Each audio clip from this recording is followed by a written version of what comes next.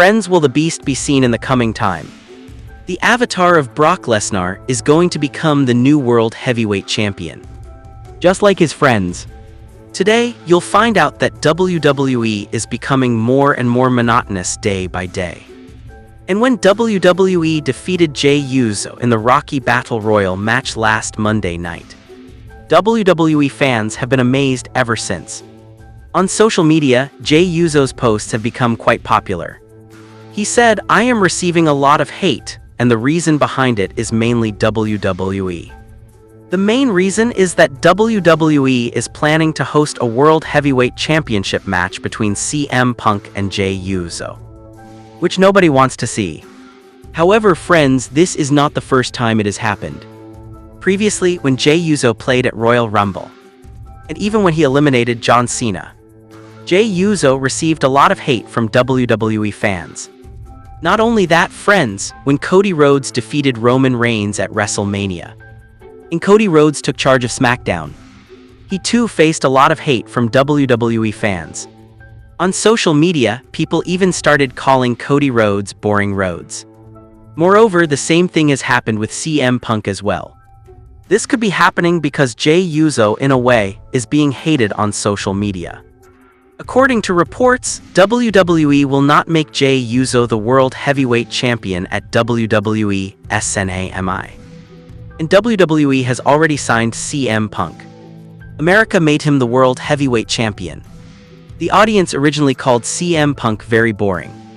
This is going to start because, friends, you may have noticed that CM Punk also tends to roam around the same way. When CM Punk has a match with Roman Reigns, or if it happens alongside John Cena or Drew McIntyre and bodybuilders like Brock Lesnar, it happens even with such superstars, then CM Punk performs well. But when CM Punk has a match with an ordinary superstar, CM Punk himself gets happy.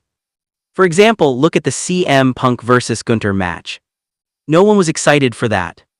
And similarly, for the CM Punk vs. Jey Uso match, no one is excited either. So friends, that's why I always say that superstars should look powerful. Wrestlers should be like CM Punk. But if it were Brock Lesnar or Roman Reigns in that place, and if the match were against Jey Uso or Gunther, people would be excited to watch that match. You spoke very well. Friends, believe it or not, but this is the truth. In today's time, people watch WWE only for Roman Reigns, John Cena, Seth Rollins, Drew McIntyre, and Brock Lesnar. People watch it because of these superstars. And soon there will also be discussions about Triple H. You'll understand, Roman Reigns will also realize it. And Brock Lesnar, as the World Heavyweight Champion, will become the champion once again. But friends, Roman Reigns is now in conflict with Paul Heyman's vision. However, Brock Lesnar still has some sort of connection with Paul Heyman. Anyway, last Monday Night Raw, Paul Heyman defeated Braun Breaker and Bronson Reed. He said that all of you should follow his instructions carefully. He has a very strong plan for SME. So is Paul Heyman a fan of Brock Lesnar? After completing the return, will the Chief Minister stay in SME? Canceling the Punk vs. Jey Uso match. Will Paul Heyman come up with another strategy? He definitely will, friends. Anyway, for Survivor Series, WWE Brock Lesnar returns. He will definitely do it. And if that happens, Brock Lesnar will soon become a World Heavyweight Champion. He will definitely compete for the championship. Brock Lesnar was told by multi-time WWE Champion to go easy on him. Ric Flair recently shared a memorable story about an unexpected match he had with Brock Lesnar, explaining in detail how the situation unfolded. The legendary wrestler revealed that he was 56 years old at the time and was caught completely off guard when he had to step into the ring with Lesnar. What makes the story even more remarkable is the circumstances that led to it.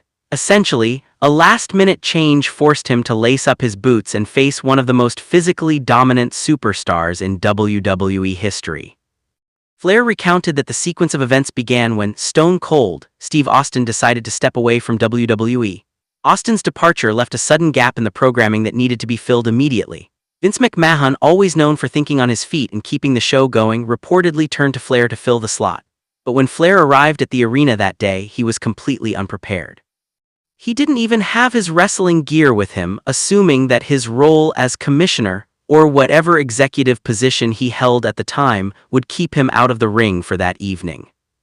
"I'm 56 years old and I have to wrestle Brock Lesnar," Flair explained. He recalled that when he showed up at the television tapping, Vince McMahon asked him, "Where's your gear?" Flair said he was shocked by the question and responded, "My gear, I thought I was the co-owner of the company." Vince didn't miss a beat and told him bluntly, now you're wrestling tonight." Flair's next reaction was equally incredulous. "And I said, who?" He said, Brock Lesnar, I said. "Get your SH and never come to TV without it again." Flair described the moment as surreal. One minute he was fulfilling his duties as a commissioner and a veteran presence on the roster, and the next he was preparing to face a young, imposing, and extremely dangerous opponent. "I went from being a commissioner or whatever I was to wrestling Brock. Brother, he's a bad apple, man," Flair added. The phrase "bad apple" in this context perfectly sums up the aura Lesnar had in the ring, an athlete of enormous size, unmatched intensity, and a presence that could intimidate even the most seasoned performers. Despite the suddenness of the situation, Flair approached it with his trademark confidence and charisma, knowing that the audience expected him to deliver even in the most challenging circumstances. He admitted that given the massive size and strength difference between him and Lesnar, he had to make a mental adjustment before stepping into the ring. "I'll tell you, the guy you can really feel it with is Brock. When Brock grabs a hold of you, I used to go easy, brother," Flair said, laughing as he remembered the incident.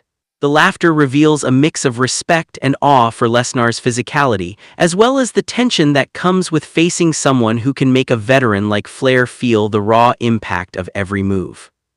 Flair's anecdote also highlights the unpredictability of working in WWE. Even a legendary figure who has decades of experience can be thrown into situations that require quick thinking, adaptability, and courage. Lesnar, with his intense style and formidable presence, represented a unique challenge because he combined technical skill with overwhelming strength. For someone like Flair, who was accustomed to running the ring with other professionals of his era, the difference in style and sheer power made the match especially daunting. In addition to the physical aspect, Flair's story touches on the psychological side of professional wrestling. When faced with an unexpected opponent like Lesnar, a wrestler must not only manage the mechanics of the match but also control the audience's perception and maintain a credible performance. Flair's humorous reflection about having to grab his gear last minute and go into the ring unprepared illustrates how seasoned wrestlers often rely on instinct, experience, and mental toughness to navigate such high-pressure scenarios. The match itself became a memorable moment for fans who were aware of the behind-the-scenes chaos that led to it. Knowing the backstory, the sudden departure of Austin, Flair's lack of preparation, and the sheer intimidation factor of Lesnar, adds layers to the narrative that go beyond what viewers saw on television. It's a reminder that behind every WWE match, there are countless variables, decisions, and moments of improvisation that shape the final product. Flair's recounting also sheds light on Lesnar's reputation among his peers. While he is undoubtedly one of the most dominant athletes in wrestling history, his approach can be intimidating, and wrestlers must often navigate matches carefully to avoid injury. Flair's admission that he told Lesnar to go easy underscores the mutual respect and caution that experienced wrestlers exercise when facing physically superior opponents. Lesnar's ability to generate fear and demand respect in the ring contributes to the perception of him as a bad apple, a superstar whose presence alone alters the dynamics of a match. In conclusion, Ric Flair's story about his impromptu match with Brock Lesnar offers a fascinating glimpse into the realities of professional wrestling at the highest level. It demonstrates how even the most seasoned veterans can be challenged by unforeseen circumstances and physically dominant opponents. The mix of humor, respect, and awe in Flair's retelling captures the essence of working with someone like Lesnar, an athlete who is as intimidating as he is talented. This tale not only entertains fans but also provides insight into the resilience, quick thinking, and adaptability required to thrive in WWE, making it a standout story in the lore of professional wrestling. Flair's candid reflection and laughter at the memory make it clear that, despite the challenges, the experience was one he would never forget. It's a testament to the unpredictable, high-stakes nature of WWE, where even a co-owner or legend can suddenly find themselves facing one of the most physically imposing wrestlers in the world, all in a night's work.